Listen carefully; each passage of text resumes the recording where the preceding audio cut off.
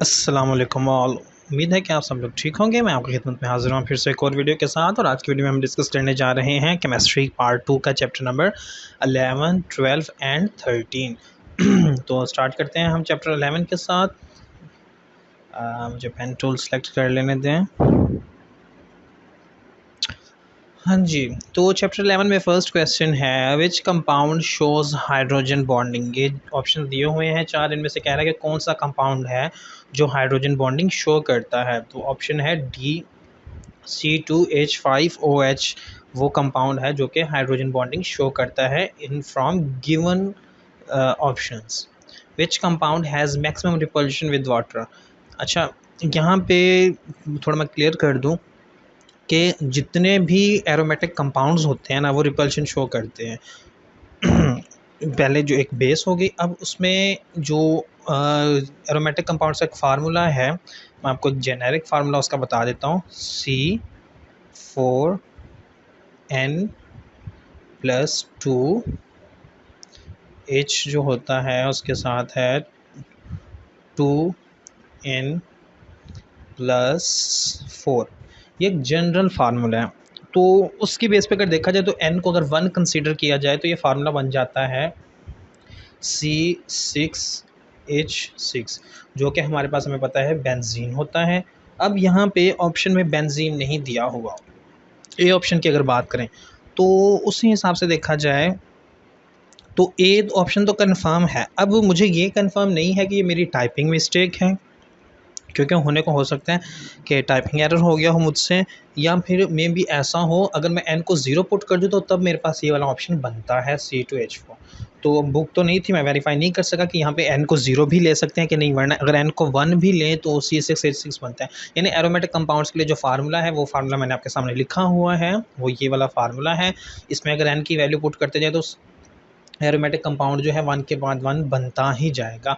अगर मैं 0 पुट करूँ तो बनता है C2H4। यहाँ पे जैसे देखें 4N 0 हो जाएगा, C2 आ जाएगा और H4 आ जाएगा, ठीक है। और इसी तरह अगर 1 पुट करूँ तो C6 हो जाएगा और H जो है यहाँ पे वो भी 6 हो जाएगा, जो कि बेंजीन के लिए है। तो उस हिसाब से ए ऑप्शन तो कंफर्म है, ए ऑप्शन इसका ठीक ही है। बी, सी और डी नहीं है, क्योंकि जो मैक्सिमम रिपल्शन विद वाटर है वो एरोमेटिक कंपाउंड्स शो करते हैं। मैक्सिमम रिपल्शन की बात हो रही है, वो एरोमेटिक कंपाउंड शो करते हैं। और यहाँ पे ए जो है आई थिंक एरोमेटिक कंपाउंड ही है, if we consider n equal to 0। Rectified spirit contains alcohol about 95%, और इसमें 5% जो है वाटर होता है साथ। In primary alcohol dash carbon is attached to the carbon atom attached to the hydroxyl group। I think पीछे भी देखा हुआ है हमने, 1 है इसका आंसर, पिछले चैप्टर में शायद ये आया था। विच of the following is least reactive. इनमें से कहता है कि कौन सा सबसे कम रिएक्टिव है। ईथर है जो इन गिवन ऑप्शंस में से लीस्ट रिएक्टिव है। उसकी वजह यह है कि ईथर में होता है ऑक्सिल ग्रुप या ओ बॉन्ड कह दें, जिसके ऊपर कोई एक्टिव साइट मौजूद नहीं होती, अगर कंपेयर किया जाए फॉर एग्जांपल अल्कोहल से या वाटर से जिसमें OH ग्रुप होता है। और इस वजह से एक्टिव साइट जब नहीं मौजूद होती तो ये कम रिएक्टिव होते हैं as compared to all other options. तो बी ऑप्शन जो है इधर वो करेक्ट ऑप्शन है। 6 मेथाइलेटेड अल्कोहल कंटेन्स। अच्छा, इस पे मुझे काफ़ी कन्फ्यूजन आई है। मेरे पास ऑप्शन जो लगा हुआ है इस वक्त की में 90% अल्कोहल है, लेकिन मैंने इंटरनेट पे सर्च करने की काफ़ी कोशिश की, मुझे इसका कोई एज इट इज़ आंसर नहीं मिल रहा और ना ही कोई एग्जैक्ट नंबर मिल रहा है। काफ़ी जगह पे इसके डिफरेंट चीज़ें लिखी हुई हैं, जैसे मेथाइलेटेड स्पिरिट के केस में मेथनॉल 10% होती है और एथनॉल 90% होती है। तो उसकी बेस पे मैं अल्कोहल 90% कर रहा हूँ, लेकिन मैं 100% श्योर नहीं हूँ। अगर आपको इसके बारे में आइडिया हो कोई या बुक में हो ये चीज़ तो फिर मुझे भी थोड़ा हाईलाइट कर दीजिए, गाइड कर दीजिएगा। आई थिंक सी है, ओल्ड की में मेरी यही लिखा हुआ था, लेकिन ह्यूमन एरर पॉसिबल है, हो सकता है कि मैंने ऑप्शन कोई गलत लिख दिया हो तो इस वजह से भी हो सकता है। अगर आप में से किसी को भी इसके बारे में कुछ पता हो तो मेरे साथ ज़रूर शेयर करें। विच इज़ एन अल्कोहल, नीचे कहता है कि इनमें से कौन सी अल्कोहल है। जो फर्स्ट ऑप्शन आई थिंक ये फॉर्मिक एसिड है, दूसरा बेस है सोडियम हाइड्रोक्साइड, सी ऑप्शन जो है C2H5COOH। ये भी देखा जाए तो लग रहा है, लेकिन कंफर्म नहीं है कि ये अल्कोहल है कि नहीं, क्योंकि अगर मैं देखूं C2H5 का स्ट्रक्चर वाइज तो उसमें हो सकता है कि OH ग्रुप ना बन रहा हो, क्योंकि हमें पता और जो अल्कोहल होती है आमतौर पे उसमें जैसे C2H5OH है या फिर CH3OH है, तो उसकी बेस पे देखा जाए तो इसमें से कोई भी ऑप्शन नहीं है। मे बी मिस्टेक हो मेरी, मैं ये नहीं कह रहा कि 100% श्योरिटी है, लेकिन मेरी की में जो है वो नन ऑफ दीज है। अल्कोहल में हाइड्रोक्सिल ग्रुप मौजूद होता है, OH ग्रुप मौजूद होता है, जहाँ पे है तो सही, लेकिन यहाँ पे साथ कार्बोक्सिलिक ग्रुप भी आ रहा है, तो यहाँ पे डबल बॉन्ड बन रहा होगा O के साथ, तो ये अल्कोहल नहीं है, यहाँ पे कार्बोक्सिल ग्रुप कहते हैं आई थिंक इसे, तो वो मौजूद है। Which enzyme is not used in fermentation of starch. अब फर्मेंटेशन ऑफ स्टार्च जो है उसमें वैसे तो डाइस्टेज भी यूज़ होता है, जाइमेज भी यूज़ होता है, लेकिन जब मोलेसिस के केस से स्टार्ट करें तो इन्वर्टेज भी यूज़ होता है। तो जो मेरे पास इस वक्त की में लगा हुआ है वो यूरेज है कि यूज़ नहीं होता है, क्योंकि इन्वर्टेज यूज़ होता है जो मोलेसिस के केस से, तो इस वजह से बी ऑप्शन करेक्ट हो सकता है। लेकिन सी में भी कन्फ्यूजन आ सकती है, मे बी सी भी ठीक ही हो, तो आप ये कंफर्म करिएगा अपने टीचर से कि दोनों ही ठीक हैं या फिर सिर्फ यूरेस ही है जो यूज़ उसमें फर्मेंटेशन में पार्टिसिपेट नहीं कर रहा होता। Phenols are structurally similar to alcohol, are aromatic, contain one and more hydroxyl group, all of these. ये फिनोल्स के बारे में सारी ही स्टेटमेंट्स जो हैं बिल्कुल ठीक हैं। To ensure that ethanol is not used for drinking purposes, it is converted into methylated spirit by adding 10% methanol and a little acetone. इसी वजह से मैं कह रहा था कि शायद वो 90% ऑप्शन ठीक हो, लेकिन still I am not sure. Ethanol can be prepared by following in the presence of enzyme. कहता है कि इनमें से कौन सा एंजाइम अगर मौजूद हो तो हम उससे एथेनॉल प्रिपेयर कर सकते हैं। तो ये भी हमने पीछे भी देखा भी था, स्टार्च से हम एथेनॉल प्रिपेयर कर सकते हैं एंजाइम की मौजूदगी में। विच of the following is an alcohol. अभी हमने पीछे देखा था कि अल्कोहल में हाइड्रोक्सिल ग्रुप मौजूद होता है, तो यहाँ पे देखा जाए CH3CH2OH है, यहाँ पे OH ग्रुप मौजूद है, यहाँ पे नहीं है, यहाँ पे कार्बोक्सिलिक ग्रुप आ जाता है, यहाँ पे ओ को आई थिंक ऑक्सैलिक ग्रुप कहते हैं, पता नहीं क्या कहते हैं, कार्बोनॉइल ग्रुप कहते हैं शायद, मुझे अभी नहीं याद, और ये तो अल्काइल हैलाइड है, तो यहाँ पे ए ऑप्शन जो है वो हमारा करेक्ट है। वो OH ग्रुप मौजूद है, ये मैंने पीछे भी लिखा था, C2H5 भी यही है, बस इसे ओपन करके लिखा हुआ है यहाँ पे। तो ये की है हमारी चैप्टर नंबर 11 की। अब आ जाते हैं हम चैप्टर नंबर 12 पे। Ketones are prepared by the oxidation of. Ketones को हम सेकेंडरी अल्कोहल के ऑक्सीडेशन से प्रिपेयर कर सकते हैं। Which of the following test is not given by aldehydes? Aldehyde से सोडियम नाइट्रोक्लोराइड का जो टेस्ट है वो नहीं दिया जाता, बाकी बेनेडिक्ट दे सकते हैं, फेलिंगसोर टोलेंस भी दे सकते हैं। Acetone and chloroform are soluble due to hydrogen bonding की वजह से ये सोल्यूबल होते हैं। Which reagent reacts with both aldehydes and ketones? 2,4-DNPH react कर सकता है, यहाँ पे 2,4 उसने नहीं लिखा हुआ, सिंपली DNPH लिखा हुआ है। DNPH है कि डाई नाइट्रोफेनाइल हाइड्राजीन, तो ये रिएक्ट कर सकता है दोनों के साथ, एल्डिहाइड्स के साथ भी और कीटोन्स के साथ भी। Iodoform test is use to distinguish. Iodoform जो टेस्ट है कहते हैं कि किसे डिस्टिंग्विश करने के लिए यूज़ होता है, फॉर्मल्डिहाइड्स को फ्रॉम एल्डिहाइड से, मिथाइल कीटोन्स को फ्रॉम अदर कीटोन से, मेथनॉल को फ्रॉम अदर अल्कोहल से। तो ये यूज़ होता है मिथाइल कीटोन्स को फ्रॉम अदर कीटोन्स से डिफ्रेंशिएट करने के लिए, डिस्टिंग्विश करने के लिए यूज़ होता है। इसमें होता है क्या कि मिथाइल कीटोन्स जो होते हैं उनमें एक मिथाइल ग्रुप मौजूद होता है जो कि कार्बोनाइल कार्बन के साथ अटैच्ड होता है। When X is oxidised one obtains Y, this statement is true for.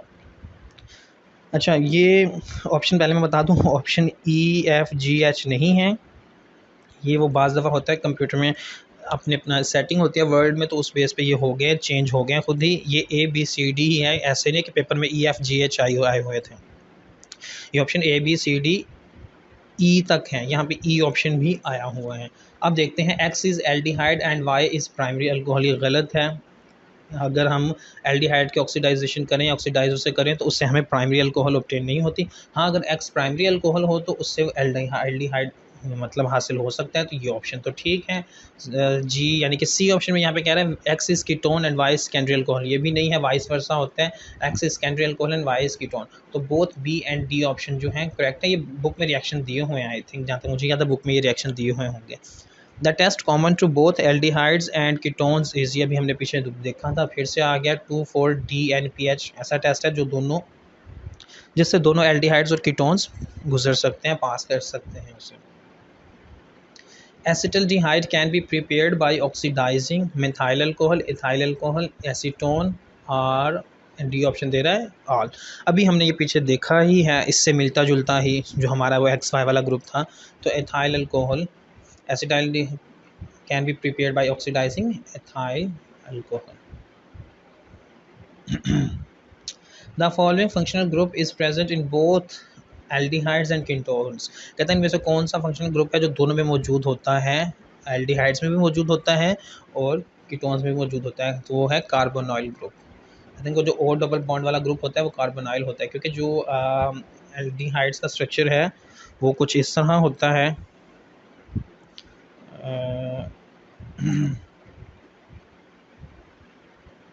RO और कीटोन्स का भी तकरीबन सेम ही है, कोई ख़ास फ़र्क नहीं है। एक चीज़ का फ़र्क है वो हम फ़र्क अभी लगा देते हैं, यहाँ पे बस R डैश आ रहा होता है, सेम नहीं होता, डिफरेंट कोई ग्रुप होता है। NaCl is not soluble in acetone because the polarity of acetone is weak as compared to NaCl। ये चैप्टर के शुरू में ही I think acetone cannot overcome the atomic forces of NaCl। acetone is moderately polar solvent, all of the above। तो all of the above इसका correct option है। ये सारी जो स्टेटमेंट्स लिखी हुई हैं NaCl के बारे में, ये सारी की सारी स्टेटमेंट्स करेक्ट हैं। ये की आ गई है हमारे सामने चैप्टर 12 की। उसके बाद हम चलते हैं चैप्टर नंबर 13 पे। Which of the following is not a fatty acid. इनमें से कह रहा है कि कौन सा फैटी एसिड नहीं है। थैलिक एसिड जो है वो फैटी एसिड नहीं है, बाकी propanoic acid, acetic acid and butanoic acid सारे के सारे फैटी एसिड्स हैं। विच acid is used in the manufacture of synthetic fibre. Synthetic fibre में कहता है कि इनमें से कौन सा एसिड जो है वो यूज़ होता है, एसिटिक एसिड यूज़ होता है। Which of the following agent oxidized the aldehydes to the carboxylic group।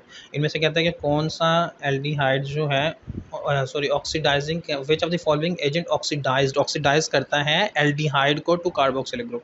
तो कौन सा है जी, टॉलेंस रीजेंट जो है। ये रिएक्शंस है सारे, थोड़ा सा हो रहा है मुझे, मतलब पढ़ने में चीज़ों के वर्डिंग में मसला आ रहा है, लेकिन इसमें कोई एक्सप्लेनेशन वाला कोई खास कंसेप्ट है नहीं, तो इसलिए मैं उसके एक्सप्लेनेशन में जा नहीं रहा, क्योंकि बुक में आप देखेंगे आपको ये चीज़ें स्ट्रेट फॉरवर्ड मिल जाएंगी।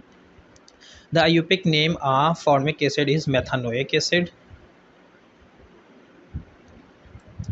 Which catalyst is used to convert carboxylic acid into alcohol? Lithium aluminium tetrahydride क्या है, पता नहीं नाम क्या है, अलबत्ता ऑप्शन यही है। Which is not a fatty acid। अब फार्मूले दे दिए, पहले उसने सिंपली नाम से पूछा हुआ तो अब फार्मूले दिए हुए हैं। तो ये जो B है ये अल्कोहल है, ये फैटी एसिड नहीं है।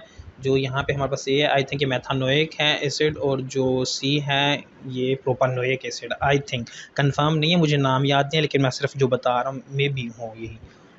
The maximum number of amino group in any amino acid 2 होते हैं। Pickle, अचार in Urdu, when placed in the path of current will conduct current, will not conduct current, will become unfit to eat, none of the above। तो अलग जो current है वो उसे conduct करेगा। ये हमारी दफ़ा ही आया हुआ था, हमारे पेपर में भी आया था, 2016 में भी ये रिपीट हुआ था। तो मैंने जो उस वक्त माइंड में था, क्योंकि पढ़ा नहीं था इसके बारे में, कुछ भी कभी सुना भी नहीं था कि अचार में से करंट कौन पास करता है, लेकिन पेपर में आया था तो तब मैंने सिर्फ वहाँ पे कहते हैं ना कि क्विक विटेड होना, शार्प माइंड होना, तो मैंने सोचा कि अचार जब हम बनाते हैं तो उसमें वो ऑयल डालते हैं कोई ना कोई, तो ऑयल जो होता है कि उस पर से जब करंट पास करेंगे तो करंट गुजर जाएगा, क्योंकि उसके वो पोलर सॉल्वेंट है, जिस वजह से करंट कंडक्ट करेगा अचार। कुछ इसी तरह मैंने सोचा था, तो उसकी वजह से ये लगा। तो बाद में पता चला था कि हाँ जी ये इसका ऑप्शन यही है, मैंने अपने टीचर से डिस्कस किया था कि वो कंडक्ट करेगा इलेक्ट्रिसिटी को। ये थे हमारे आज के चैप्टर नंबर 11, 12 और 13। काफ़ी जगह पे मैं अटकता रहा हूँ, क्योंकि ये वीडियो मैं जैसे बना रहा हूँ कि फ़ौरन अफ्तारी के बाद बना रहा हूँ, यानी नमाज़ पढ़ने के बाद फ़ौरन बना रहा हूँ, तो इस वजह से थोड़ा ब्रीथिंग इशू भी आ रहा है, और पानी भी अभी नहीं ज़्यादा पिया हुआ, यानी कि सिर्फ इफ्तारी की है, तो इस वजह से काफ़ी ज़्यादा इश्यूज़ इस वीडियो में भी आपको फील हो, तो उनके लिए माजरत। उम्मीद करता हूँ कि बाकी वीडियोज़ की तरह भी आपको ये वीडियो अच्छी लगी होगी। अगर ये वीडियो अच्छी लगती है तो इस वीडियो को लाइक करें, अपने दोस्तों के साथ शेयर करें, चैनल को सब्सक्राइब करें, और बेल आइकन भी ज़रूर प्रेस करें, ताकि फ्यूचर में आने वाली हर वीडियो के आपको नोटिफिकेशन मिलता रहे। Thank you so much and Allah हाफिज़।